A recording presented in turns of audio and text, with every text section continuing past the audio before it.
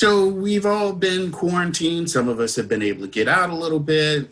Maybe we're going back in. But during that time, we spent a lot of time in close, intimate quarters with a significant other, as well as our families. And so during that time, things may not have been as rainbow and unicorn as we would have imagined it would be. So I have prominent divorce attorney Michelle Thomas here to talk about ways that couples can still stay engaged and hopefully avoid a divorce due to being in such intimate confines. I hate the word confines, but it's so true. So thank you for joining us.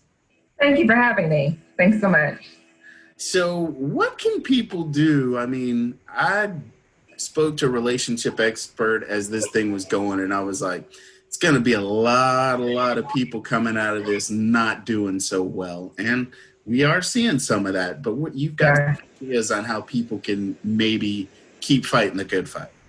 Yeah, I mean, let's face it, the quarantine has been hard on a lot of families and marriages that were already in trouble. But there are some things that couples can do to try to navigate this and get through it successfully. The first thing I tell couples is to communicate. Communicate about everything, even if it's something small that may be bothering you. You don't want to let that go unsaid because then it begins to fester, which can lead to bigger problems down the road.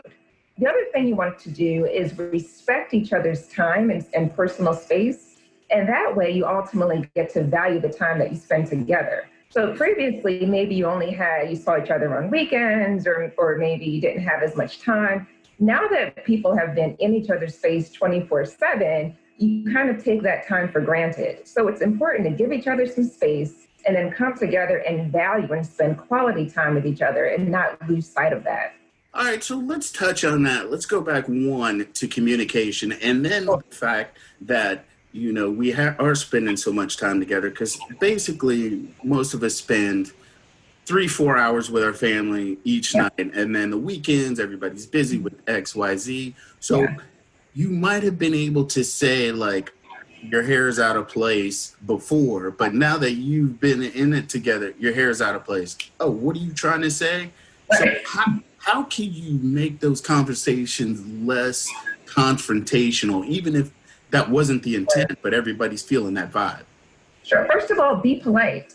Niceties go a long way. Don't forget to say please and thank you and express some level of compassion during this time. So you have to remember to just pull back a minute, take a deep breath before you even approach that. And then on the flip side, don't be thin-skinned. I mean, this is a difficult time for everybody. Both you're going through changes during this quarantine and during the pandemic that we're still all facing together. Your partner's going through changes. So remember that this is hard on everybody. And so we all need and deserve a little compassion during this time that you might not otherwise agree to.